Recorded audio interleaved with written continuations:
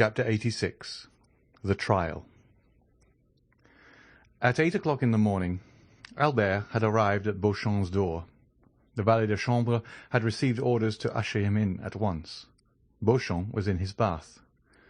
"Here I am," said Albert. "Well, my poor friend," replied Beauchamp, "I expected you." "I need not say. I think you are too faithful and too kind to have spoken of that painful circumstance. Your having sent for me is another proof of your affection. So, without losing time, tell me, have you the slightest idea whence this terrible blow proceeds?" "I think I have some clue." "But first tell me all the particulars of this shameful plot." Beauchamp proceeded to relate to the young man, who was overwhelmed with shame and grief, the following facts. 2 days previously, the article had appeared in another paper besides the Impartial, and, what was more serious, one that was well known as a government paper. Beauchamp was breakfasting when he read the paragraph. He sent immediately for a cabriolet and hastened to the publisher's office. Although professing diametrically opposite principles from those of the editor of the other paper, Beauchamp, as it sometimes, we may say often, happens, was his intimate friend. The editor was reading, with apparent delight, a leading article in the same paper on beet sugar, probably a composition of his own. "Ah, pardieu," said Beauchamp, "with the paper in your hand, my friend, I need not tell you the cause of my visit." "Are you interested in the sugar question?" asked the editor of the ministerial paper. "No," replied Beauchamp, "I have not considered the question. A totally different subject interests me." "What is it?" "The article relative to Morcerf." "Indeed? Is it not a curious affair?" "So curious that I think you are running a great risk of a prosecution for defamation of character." "Not at all. We have received with the information all the requisite proofs, and we are quite sure Monsieur de Morcerf will not raise his voice against us. Besides, it is rendering a service to one's country to denounce these wretched criminals who are unworthy of the honour bestowed on them." Beauchamp was thunderstruck. "Who, then, has so correctly informed you?" asked he. "For my paper, which gave the first information on the subject, has been obliged to stop for want of proof, and yet we are more interested than you in exposing Monsieur de Morcerf, as he is a peer of France, and we are of the opposition." "Oh, that is very simple. We have not sought to scandalize. This news was brought to us. A man arrived yesterday from Yanina, bringing a formidable array of documents, and when we hesitated to publish the accusatory article, he told us it should be inserted in some other paper." Beauchamp understood that nothing remained but to submit, and left the office to dispatch a courier to Morcerf. But he had been unable to send to Albert the following particulars, as the events had transpired after the messenger's departure, namely, that the same day a great agitation was manifest in the House of Peers among the usually calm members of that dignified assembly. Every one had arrived almost before the usual hour, and was conversing on the melancholy event which was to attract the attention of the public towards one of their most illustrious colleagues. Some were perusing the article, others making comments and recalling circumstances which substantiated the charges still more. The Count of Morcerf was no favourite with his colleagues. Like all upstarts, he had had recourse to a great deal of haughtiness to maintain his position. The true nobility laughed at him, the talented repelled him, and the honourable instinctively despised him. He was, in fact, in the unhappy position of the victim marked for sacrifice. The finger of God once pointed at him, every one was prepared to raise the hue and cry. The Count of Morcerf alone was ignorant of the news. He did not take in the paper containing the defamatory article, and had passed the morning in writing letters and in trying a horse. He arrived at his usual hour, with a proud look and insolent demeanour. He alighted, passed through the corridors, and entered the house without observing the hesitation of the doorkeepers or the coolness of his colleagues. Business had already been going on for half an hour when he entered. Every one held the accusing paper, but as usual No one liked to take upon himself the responsibility of the attack. At length an honourable peer, Morcerf's acknowledged enemy, ascended the tribune with that solemnity which announced that the expected moment had arrived. There was an impressive silence. Morcerf alone knew not why such profound attention was given to an orator who was not always listened to with so much complacency. The Count did not notice the introduction, in which the speaker announced that his communication would be of that vital importance that it demanded the undivided attention of the House, but at the mention of Janina and Colonel Fernand he turned so frightfully pale that every member shuddered and fixed his eyes upon him. Moral wounds have this peculiarity. They may be hidden, but they never close. Always painful, always ready to bleed when touched, they remain fresh and open in the heart. The article having been read during the painful hush that followed, a universal shudder pervaded the assembly, and immediately the closest attention was given to the orator as he resumed his remarks. He stated his scruples and the difficulties of the case. It was the honour of Monsieur de Morcerf and that of the whole house he proposed to defend, by provoking a debate on personal questions, which are always such painful themes of discussion. He concluded by calling for an investigation which might dispose of the calumnious report before it had time to spread, and restore Monsieur de Morcerf to the position he had long held in public opinion. Morcerf was so completely overwhelmed by this great and unexpected calamity that he could scarcely stammer a few words as he looked around on the assembly. This timidity, which might proceed from the astonishment of innocence as well as the shame of guilt, conciliated some in his favour, for men who are truly generous are always ready to compassionate when the misfortune of their enemy surpasses the limits of their hatred. The President put it to the vote, and it was decided that the investigation should take place. The Count was asked what time he required to prepare his defence. Morcerf's courage had revived when he found himself alive after this horrible blow. "My lords," answered he, "it is not by time I could repel the attack made on me by enemies unknown to me, and doubtless hidden in obscurity. It is immediately and by a thunderbolt that I must repel the flash of lightning which for a moment startled me. Oh, that I could, instead of taking up this defence, shed my last drop of blood to prove to my noble colleagues that I am their equal in worth." These words made a favourable impression on behalf of the accused. "I demand, then, that the examination shall take place as soon as possible, and I will furnish the House with all necessary information." "What day do you fix?" asked the President. "To-day I am at your service," replied the Count. The President rang the bell. "Does the House approve that the examination should take place to-day?" "Yes," was the unanimous answer. A committee of 12 members was chosen to examine the proofs brought forward by Morcerf. The investigation would begin at 8 o'clock that evening in the committee room, and, if postponement were necessary, the proceedings would be resumed each evening at the same hour. Morcerf asked leave to retire. He had to collect the documents he had long been preparing against this storm, which his sagacity had foreseen. Albert listened, trembling now with hope, then with anger, and then again with shame, for from Beauchamp's confidence he knew his father was guilty, and he asked himself how, since he was guilty, he could prove his innocence. Beauchamp hesitated to continue his narrative. "What next?" asked Albert.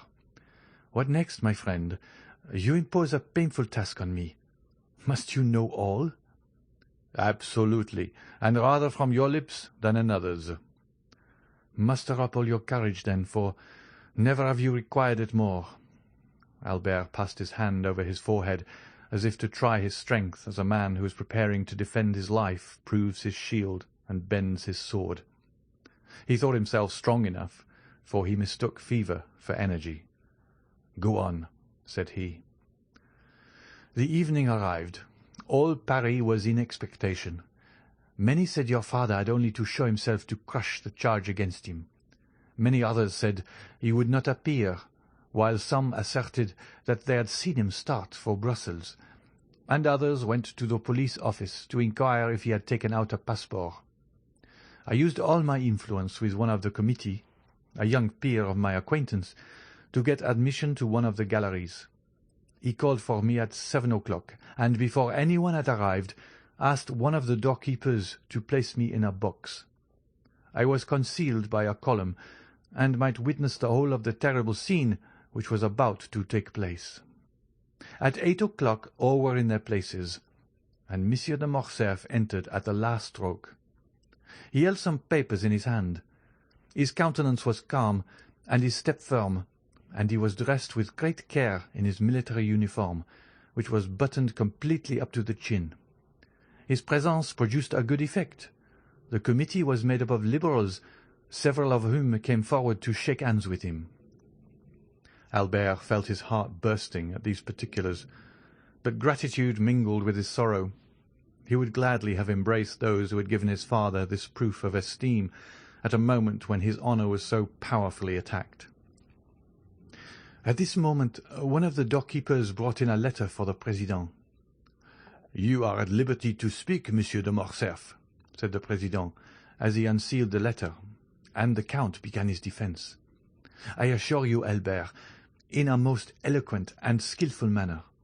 He produced documents proving that the Vizier of Yanina had up to the last moment honoured him with his entire confidence, since he had interested him with a negotiation of life and death with the Emperor.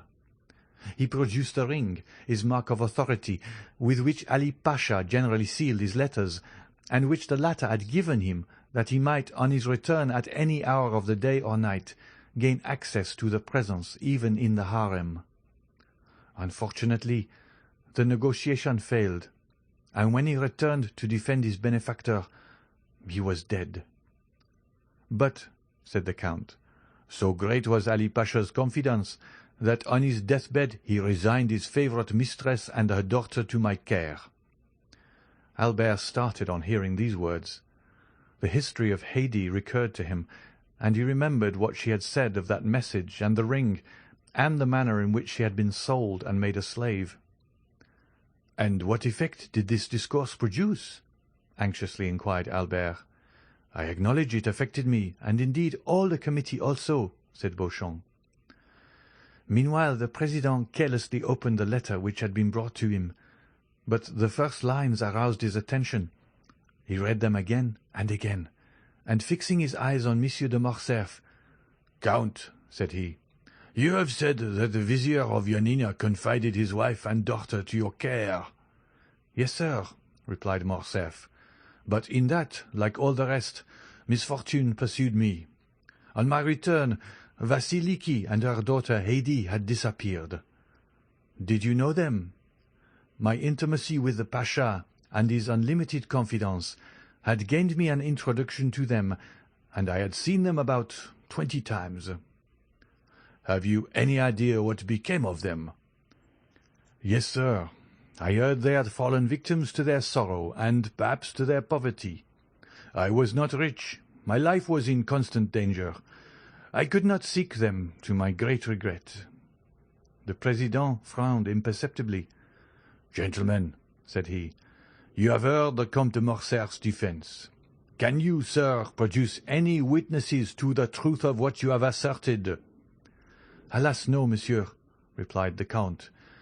"All those surrounding the Vizier, or who knew me at his court, are either dead or gone away, I know not where.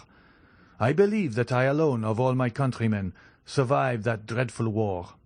I have only the letters of Ali Tepelini, which I have placed before you, the ring, a token of his goodwill, which is here, and lastly the most convincing proof I can offer, after an anonymous attack, and that is the absence of any witness against my veracity and the purity of my military life." A murmur of approbation ran through the assembly, and at this moment Albert had nothing more transpired. Your father's cause had been gained. It only remained to put it to the vote, when the President resumed, "Gentlemen, and you, monsieur, you will not be displeased, I presume, to listen to one who calls himself a very important witness, and who has just presented himself. He is doubtless come to prove the perfect innocence of our colleague. Here is a letter I have just received on the subject. Shall it be read, or shall it be passed over? And shall we take no notice of this incident?" Monsieur de Morcerf turned pale, and clenched his hands on the papers he held. The committee decided to hear the letter. The Count was thoughtful and silent. The President read, "Monsieur President, I can furnish the Committee of Inquiry into the conduct of the Lieutenant General the Count of Morcerf in Epirus and in Macedonia with important particulars." The President paused, and the Count turned pale. The President looked at his auditors. "Proceed," was heard on all sides. The President resumed. "I was on the spot at the death of Ali Pasha. I was present during these last moments. I know what is become of Vasiliki and Hedi. I am at the command of the committee, and even claim the honor of being heard. I shall be in the lobby when this note is delivered to you." "And who is this witness, or rather this enemy?" asked the Count in a tone in which there was a visible alteration. "We shall know, sir," replied the President. "Is the committee willing to hear this witness?" "Yes, yes," they all said at once. The doorkeeper was called. "Is there anyone in the lobby?" said the President. "Yes, sir." "Who is it?" "A woman, accompanied by a servant." Everyone looked at his neighbor. "Bring her in," said the President. 5 minutes after the doorkeeper again appeared. All eyes were fixed on the door, and I, said Beauchamp, shared the general expectation and anxiety. Behind the doorkeeper walked a woman enveloped in a large veil, which completely concealed her.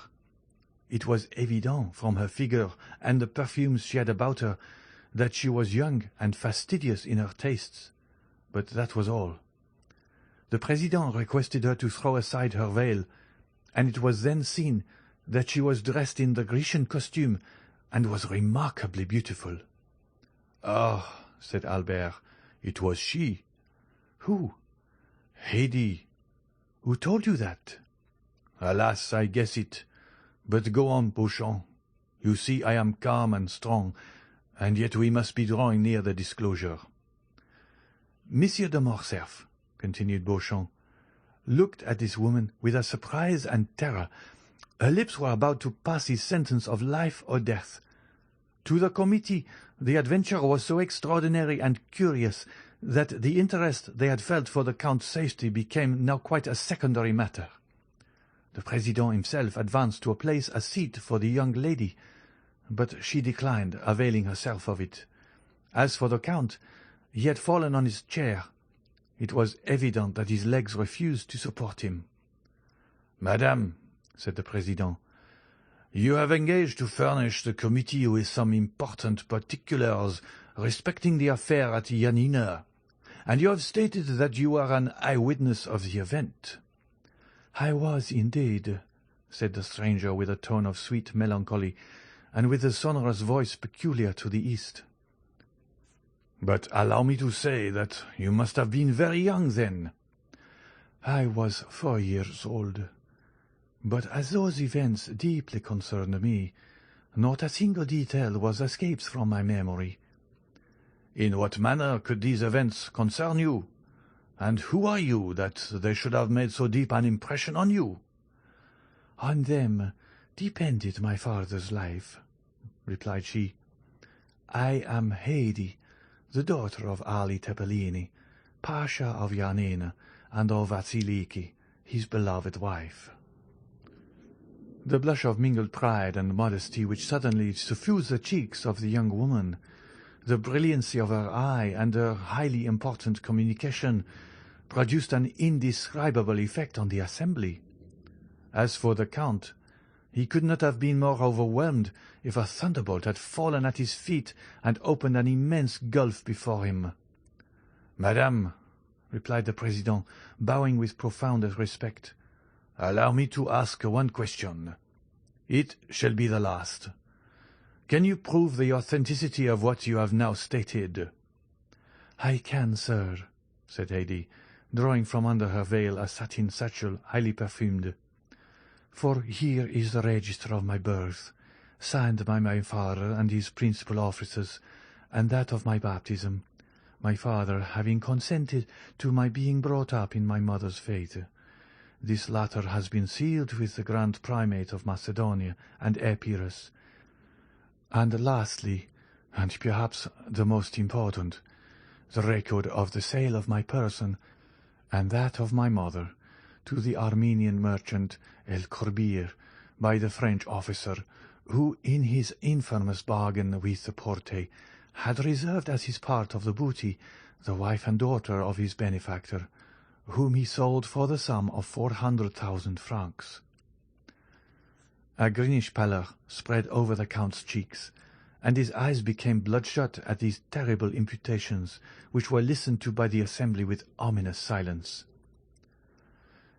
Haydée, still calm, but with a calmness more dreadful than the anger of another would have been, handed to the President the record of her sale, written in Arabic. It had been supposed some of the papers might be in the Arabian, Romaic, or Turkish language, and the interpreter of the house was in attendance. One of the noble peers, who was familiar with the Arabic language, having studied it during the famous Egyptian campaign, followed with his eyes as the translator read aloud.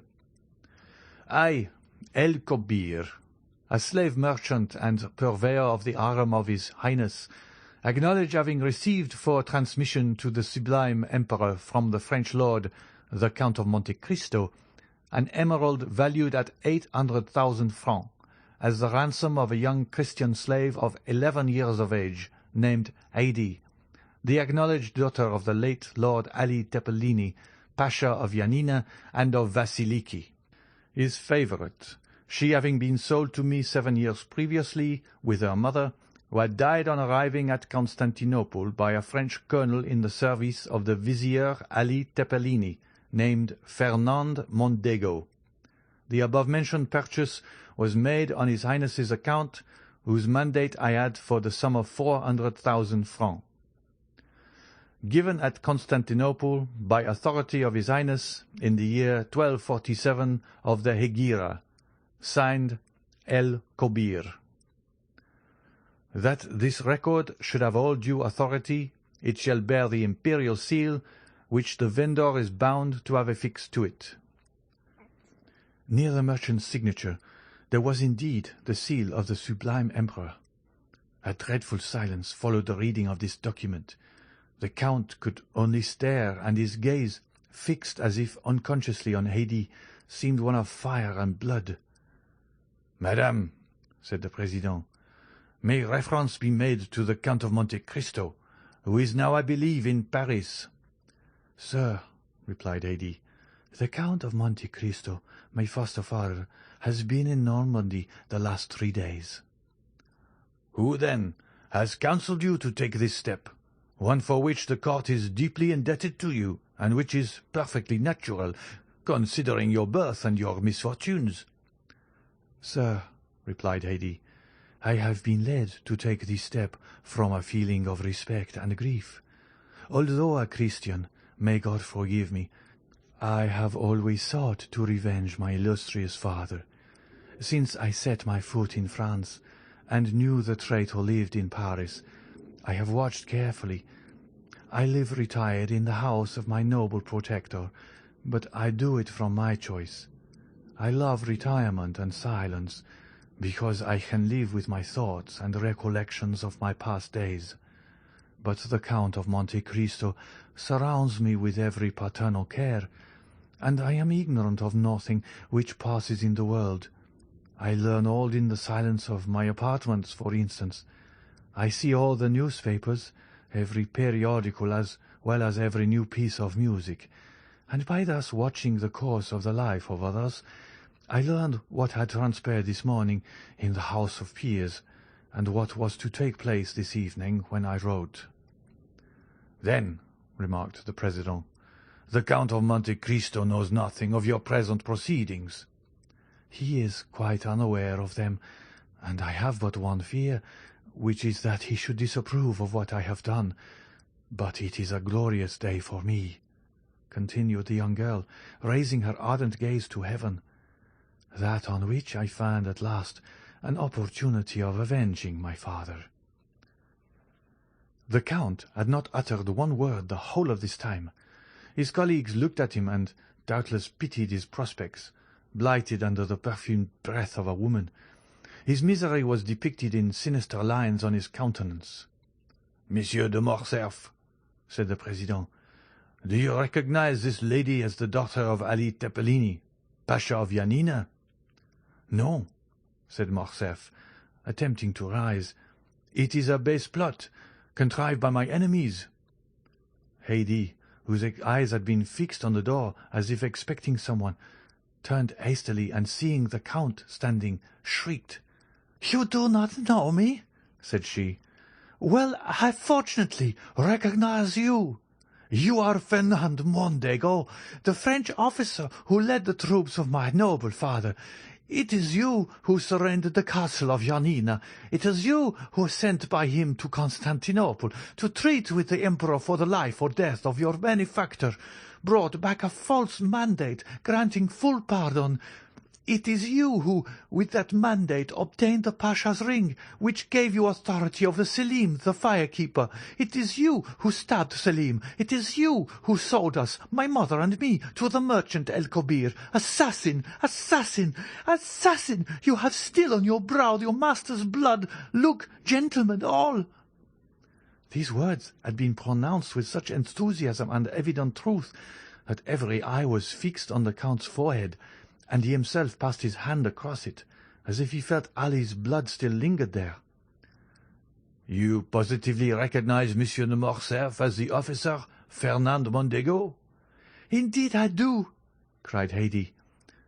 "Oh, my mother, it was you who said, 'You were free, you had a beloved father, you were destined to be almost a queen. Look well at that man. It is he who raised your father's head on the point of a spear. It is he who sold us. It is he who forsook us. Look well at his right hand, on which he has a large wound. If you forgot his features, you would know him by that hand, into which fell, one by one, the gold pieces of the merchant El-Kobir. I know him. Ah, let him say now if he does not recognize me." Each word fell like a dagger on Morcerf, and deprived him of a portion of his energy as she uttered the last. He hid his mutilated hand hastily on his bosom and fell back on his seat, overwhelmed by wretchedness and despair. This scene completely changed the opinion of the assembly respecting the accused Count. "Count of Morcerf," said the President, "do not allow yourself to be cast down. Answer. The justice of the court is supreme and impartial as that of God. It will not suffer you to be trampled on by your enemies without giving you an opportunity of defending yourself. Shall further inquiries be made? Shall 2 members of the House be sent to Yanina? Speak." Morcerf did not reply. Then all the members looked at each other with terror. They knew the Count's energetic and violent temper. It must be indeed a dreadful blow which would deprive him of courage to defend himself. They expected that his stupefied silence would be followed by a fiery outburst. "Well," asked the President, "what is your decision?" "I have no reply to make," said the Count in a low tone. "Has the daughter of Ali Tepelini spoken the truth?" said the President. "Is she, then, the terrible witness to whose charge you dare not plead not guilty? Have you really committed the crimes of which you are accused?"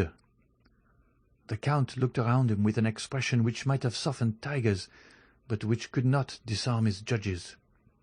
Then he raised his eyes toward the ceiling, but withdrew them immediately, as if he feared the roof would open and reveal to his distressed view that second tribunal called Heaven, and that other judge named God. Then, with a hasty movement, he tore open his coat, which seemed to stifle him, and flew from the room like a madman. His footstep was heard one moment in the corridor, then the rattling of his carriage wheels as he was driven rapidly away. "Gentlemen," said the President, when silence was restored.